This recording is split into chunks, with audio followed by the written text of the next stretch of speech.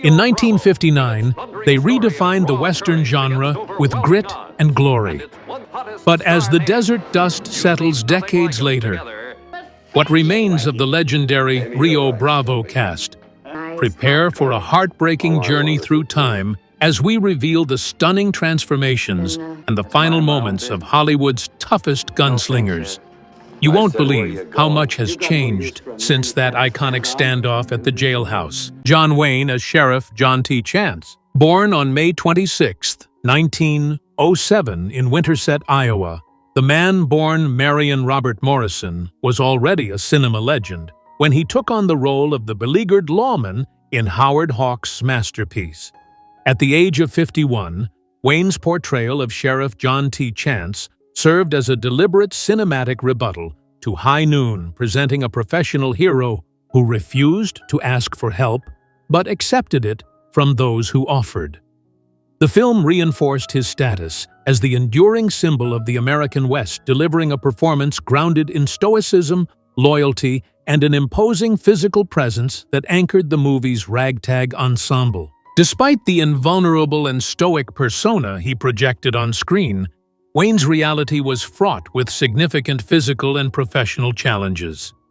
Unlike the indestructible Sheriff Chance, Wayne battled severe health issues, including the removal of a lung and several ribs due to cancer in 1964, a struggle he publicly fought while continuing to perform physically demanding stunts to maintain his image.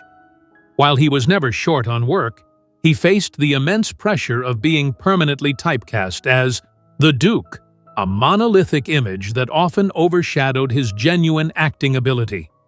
Furthermore, as the cultural tide shifted in the 1960s and 70s, he often found himself at odds with the changing Hollywood landscape and political climate fighting to maintain relevance as the new Hollywood era emerged. John Wayne remained a top box office draw until the very end of his life, finally winning an Academy Award for Best Actor for True Grit in 1969. His final film, The Shootist, 1976, poignantly mirrored his own reality as he played an aging gunfighter dying of cancer. Wayne passed away at the UCLA Medical Center in Los Angeles on June 11, 1979, at the age of 72, following a painful battle with stomach cancer.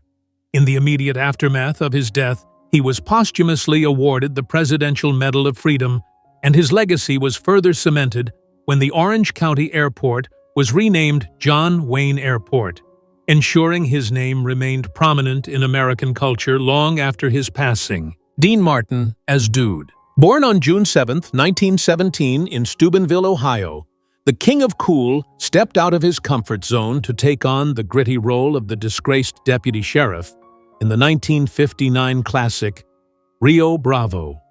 At the age of 41, Martin's portrayal of Dude, a man fighting a humiliating and trembling battle against alcoholism, was a revelation that stunned critics and audiences alike. The role was a pivotal moment in his career, validating him as a serious dramatic actor rather than just a crooner or a comedic straight man. His performance contributed heavily to the film's enduring legacy, grounding the Western with a raw human struggle for redemption that remains culturally significant today. The character of Dude stood in sharp contrast to Dean Martin's real-life persona, while he famously pretended to be tipsy on stage with a drink in hand. He was actually a disciplined professional who often sipped apple juice during performances. Playing a desperate, broken drunk was a significant departure for a man known for his effortless, untouchable charisma and extreme privacy. Professionally, this role came at a time of significant hardship and risk. Following his acrimonious and highly public split with Jerry Lewis, Martin faced an industry that had largely typecast him as dependent on his former partner. He had to fight the perception that he could not carry a film on his own, struggling against a narrative of inevitable failure to reinvent himself as a solo superstar. Dean Martin continued to enjoy immense success through the 1960s and 70s with The Dean Martin Show and the Matt Helm movie series, cementing his place in the Rat Pack and entertainment history. However, his later years were marked by profound personal tragedy following the death of his son Dean Paul Martin in a plane crash in 1987, an event from which he never truly recovered. He largely withdrew from public life and the camaraderie he once enjoyed. Dean Martin passed away at his home in Beverly Hills on December 25, 1995, at the age of 78 from acute respiratory failure resulting from emphysema. In a final salute to his monumental influence, the lights of the Las Vegas Strip were dimmed in his honor, signaling the departure of one of the 20th century's most effortless icons. Angie Dickinson as Feathers. Born on September 30, 1931, the Cullum, North Dakota native first captured global attention in Howard Hawks's classic Western Rio Bravo. At the age of 27, Dickinson's portrayal of Feathers, the sharp-witted and seductive gambler who holds her own against John Wayne, became an instant cinematic success. Her performance was a cultural breakout, establishing her not only as a formidable Hollywood talent, but also as a definitive sex symbol of the era, earning her a Golden Globe Award for New Star of the Year. Despite her on-screen persona as the glamorous, confident siren, Dickinson was known in reality for her grounded, one-of-the-boys personality and her sharp intelligence, often feeling at odds with the superficial sexpot label the industry forced upon her. This contrast defined much of her career struggles. She fought constantly against being typecast solely for her physical beauty, and particularly her famous legs, which were once insured for $1 million. While she shattered glass ceilings with her groundbreaking lead role in the 1970s series Policewoman, the show's grueling production schedule led to exhaustion, and its eventual cancellation due to sliding ratings left her navigating a difficult landscape where serious roles for aging actresses were scarce. Angie Dickinson largely retreated from the limelight in her later years, enduring the profound personal tragedy of losing her daughter Nikki in 2007, which led her to become increasingly private. She made sporadic appearances in the 2000s, including a cameo in the 2001 remake of Ocean's 11, but eventually stepped away from acting entirely. As of 2026, at the age of 94, she is retired and living a quiet, secluded life in Los Angeles, celebrated as a living legend of Hollywood's golden age, who paved the way for female leads in television action dramas. Ricky Nelson as Colorado Ryan. Born on May 8, 1940 in Teaneck, New Jersey, the young heartthrob was already a sensation before stepping onto the set of the classic Western Rio Bravo. At the age of 18, Nelson took on the role of Colorado Ryan, a cool-headed and capable young gunslinger who earns the respect of John Wayne's Sheriff Chance. His performance was a critical triumph, proving he could hold his own alongside Hollywood titans like Wayne and Dean Martin, while also providing one of the film's most memorable moments with his smooth rendition of My Rifle, My Pony, and Me. Despite the confident and stoic nature of Colorado, Ryan Ricky Nelson often battled the suffocating expectations of the teen idol image, cultivated by his family's long-running show, The Adventures of Ozzie and Harriet. As the 1960s arrived, he faced professional hardships when the British invasion shifted the musical landscape, causing his chart dominance to fade. His struggle to evolve as an artist culminated in a disheartening incident in 1971 at Madison Square Garden. He was booed by the audience for wearing long hair and playing new country rock material instead of sticking strictly to his nostalgic 50s hits, a stinging rejection that ironically inspired his final major hit, Garden Party. Ricky Nelson continued to tour tirelessly and is credited as a pioneer of the country rock genre, though his later career never quite recaptured the dizzying heights of his youth. Tragedy struck on December 31, 1985, when his private DC-3 aircraft crashed near DeKalb, Texas, while en route to a New Year's Eve concert in Dallas. Nelson passed away in the accident at the age of 45, along with his fiancée and members of his band.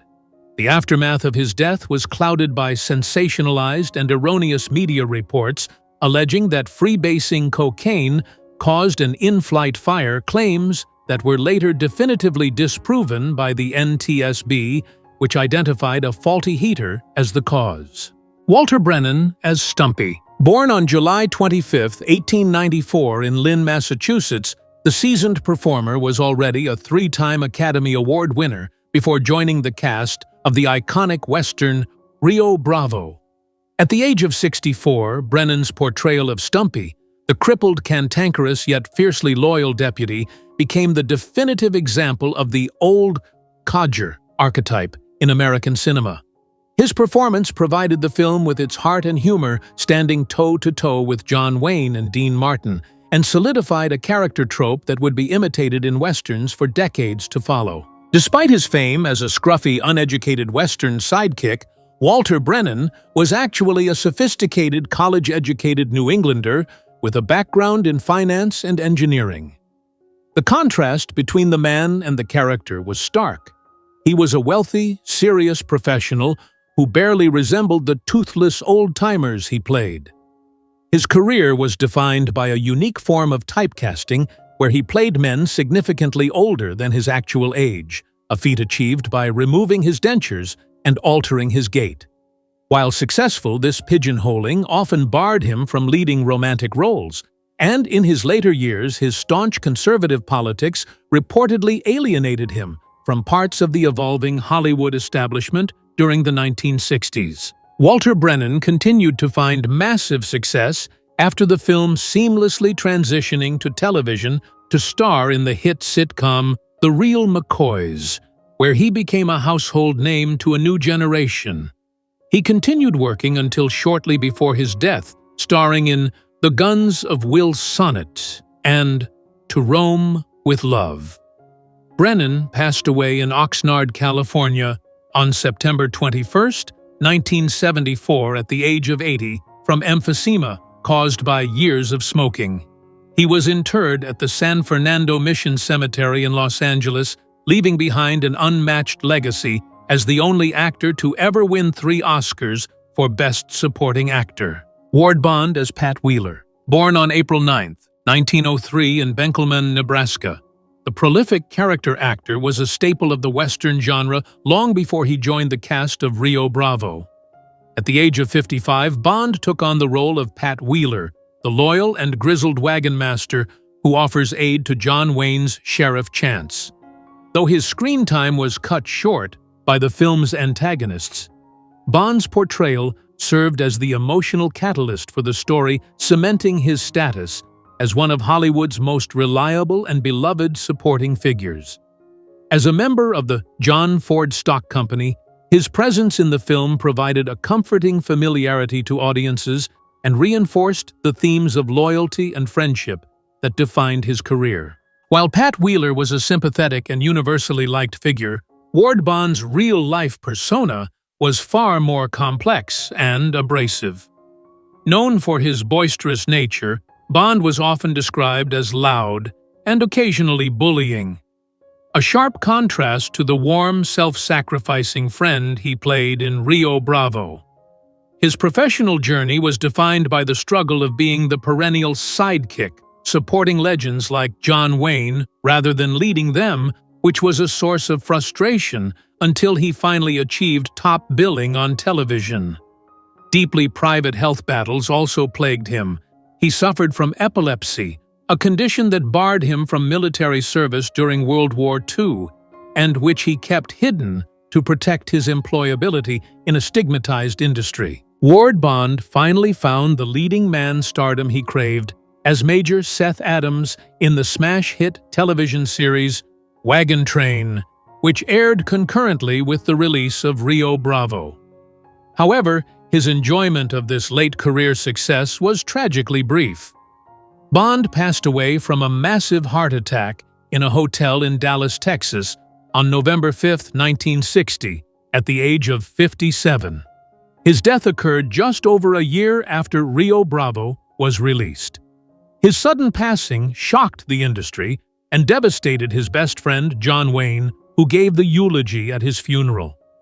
Bond's legacy endures through his immense body of work, having appeared in more of the American Film Institute's list of the 100 greatest American movies than any other actor. John Russell as Nathan Burdett. Born on January 3, 1921, the Los Angeles native served as a decorated Marine in World War II before turning his attention to Hollywood. At the age of 38, Russell's portrayal of the wealthy and ruthless rancher Nathan Burdett in Rio Bravo cemented his status as one of the genre's most formidable antagonists. His character provided the menacing, overarching threat against John Wayne's sheriff, orchestrating a psychological siege by ordering the band to play El Degüello continuously.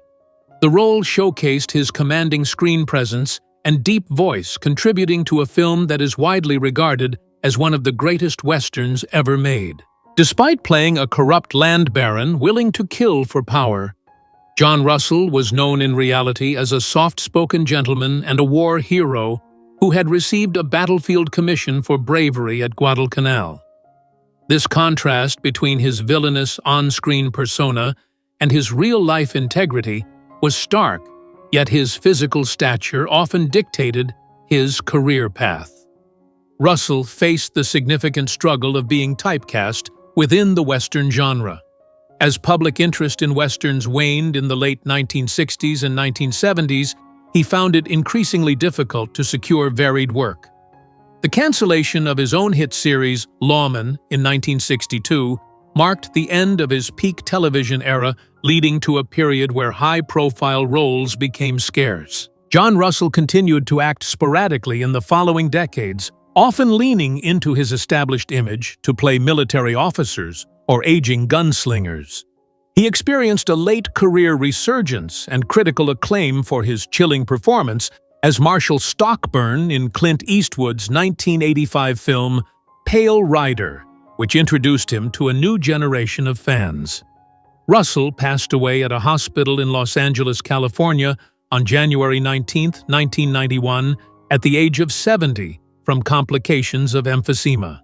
In recognition of his service during World War II, he was interred with full military honors at the Los Angeles National Cemetery. Claude Akins as Joe Burdett. Born on May 25, 1926, in Nelson, Georgia, the imposing actor brought a menacing presence to the screen in the Howard Hawks' classic Western Rio Bravo. At the age of 32, Akins' portrayal of the arrogant murderer Joe Burdett served as the catalyst for the film's tension, setting the stage for a legendary standoff against John Wayne and Dean Martin.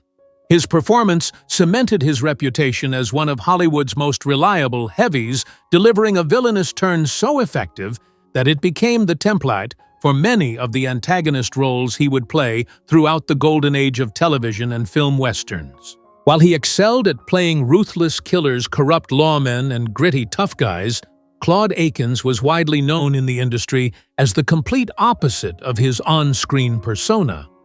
Colleagues described him as a gentle, gregarious, and kind-hearted family man who loved golf and possessed a warm sense of humor.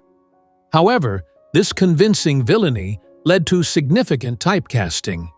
For decades, Akins struggled to break free from the mold of the antagonist.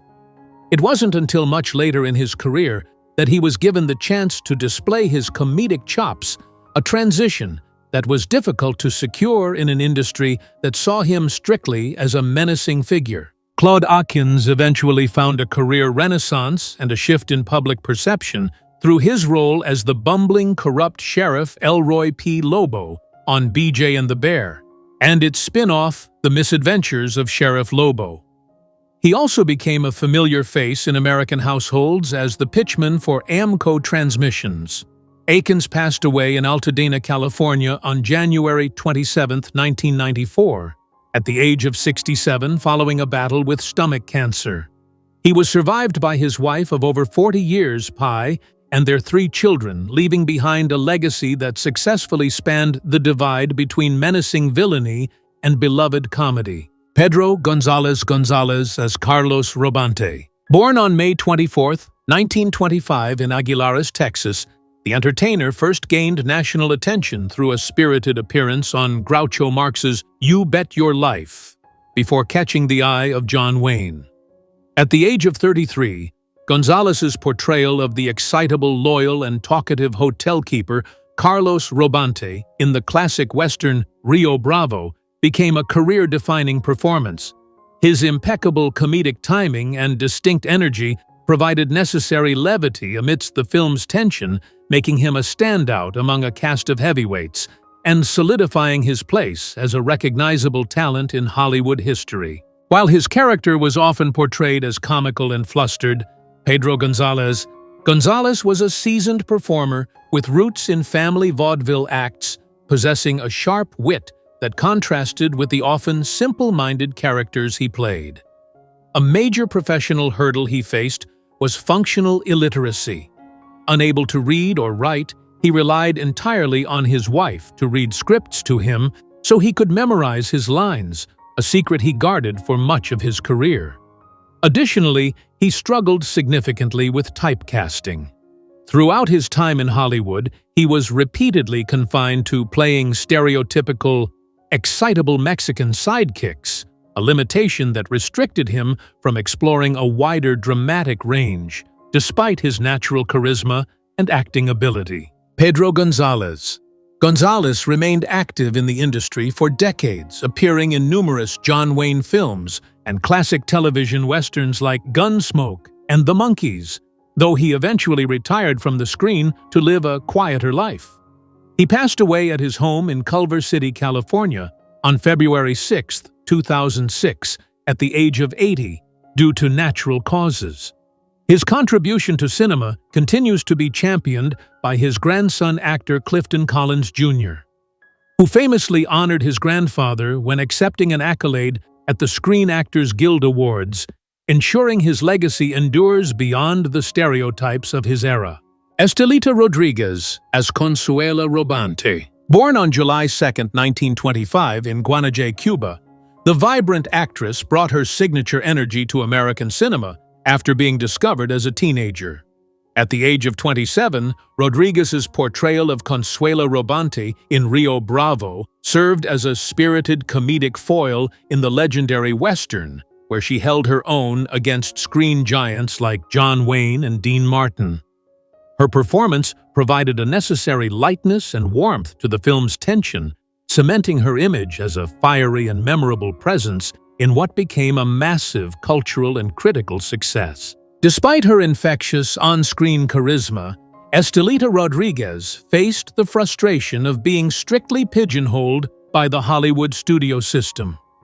While she played the Cuban firecracker or Mexican spitfire to perfection, this typecasting severely limited her artistic growth and opportunities. She was often relegated to B-movies at Republic Pictures, struggling to break out of the caricature of the hot-tempered Latina to secure more serious, dramatic leading roles.